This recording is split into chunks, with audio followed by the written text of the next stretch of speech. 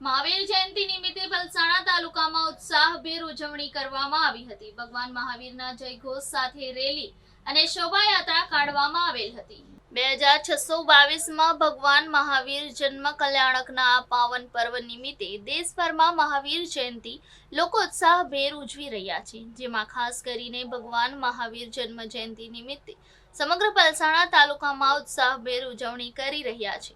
જ્યાં કડોદરા ભગવાન મહાવીર ભવન તથા ચલથાણ તેરા પંથ ભવનથી લોકો મોટી સંખ્યામાં શોભાયાત્રા કાઢી હતી અને સમગ્ર નગરમાં ફરી મહાવીર ભગવાનનો જય જયકારના નારાઓ લગાવી સત્ય અને અહિંસા જીવો અને જીવડાઓના ફેલાવો થાય તેવો સંદેશો પાઠવ્યો હતો।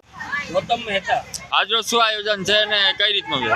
आज ये महावीर जन्म कल्याणक महोत्सव है और महावीर भगवान के जन्म के उपलक्ष्य में हम लोग आज पूरे नगर भ्रमण में रैली निकाल रहे हैं।